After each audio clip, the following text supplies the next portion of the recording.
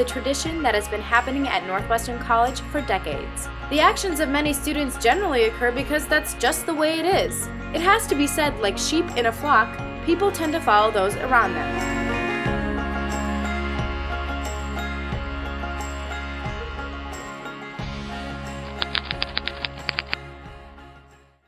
Typically, when I was here, I sat in the back right if you were looking at the chapel from the stage, back right. And then I noticed the people that really wanted to get engaged were down in front, and then the people that didn't want to engage much were sleeping in the back carousels. Here's a diagram that a Northwestern student drew on a napkin. The football team always sits in the back left rows, while the men's soccer team consistently sits in the back carousel, where one can usually find most of the sleepers and those who choose not to pay much attention. The people who come in late sneak in on the right side, while the band and choir members convene in the front.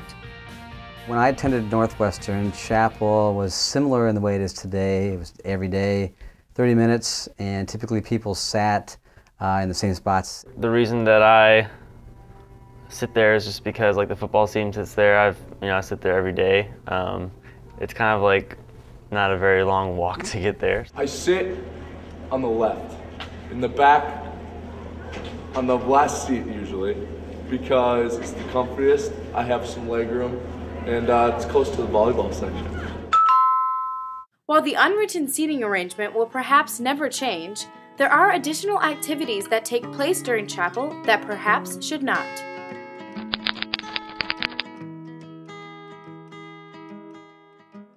Mark Muska is a theology professor at Northwestern College and attends chapel services on a regular basis.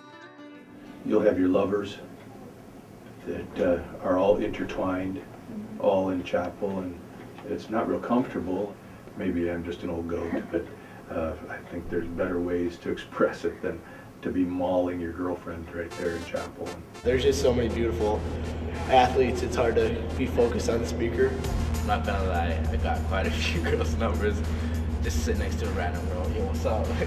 And while the obnoxious public displays of affection can be seen anywhere in chapel, it seemed that many of the interviewed students were in fact single. Do you have a girlfriend?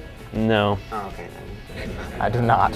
Oh, okay. No. Do you have a girlfriend? No. We're dating. Oh, that's awesome. Okay.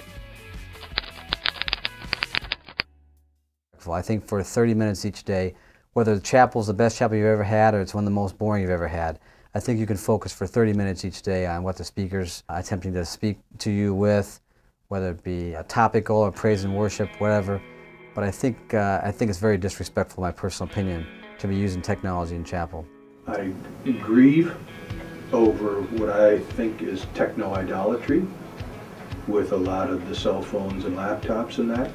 Some of the gods of this world, like entertainment, YouTube, Facebook, whatever, texting, they've become more devoted to that than to the Lord.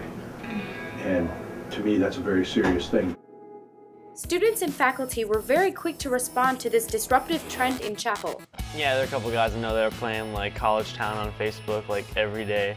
You know, one guy has like his PSP out, he's playing video games like every day in chapel. Well, personally, I think it's an issue between them and the Lord. I don't mean that lightly, but we're called to have integrity and put yourself in the speaker's shoes. Would you want to be up there speaking while somebody's head's down the whole time using technology, or have their laptop on, or sleeping, as a matter of fact? That's not a technology thing, but I think it's very disrespectful. And like alcoholics and drug addicts, many times they're not even willing to acknowledge that they have a problem. Everybody has to regulate themselves. You can't do this from the outside. It's never worked at Northwestern, never will. Although they can be distracting, the subconscious seating, obnoxious interactions, and troublesome technology are still what make Northwestern College Chapel a unique experience. Will Northwestern students continue to be trapped in a covenantal relationship with their distractions? Or will they wake up to the spiritual insight offered during this important part of their day?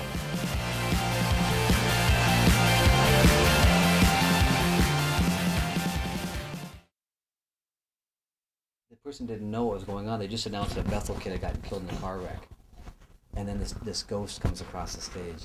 And I mean, the whole place just gasped. Like, you know, I mean, it looked it looked like a sheet ghost, but I mean, this guy that this guy who did it felt terrible because he didn't know that They just announced, pray for the Bethel student who died last night in a car wreck, and here comes this ghost across the stage. You know what I mean?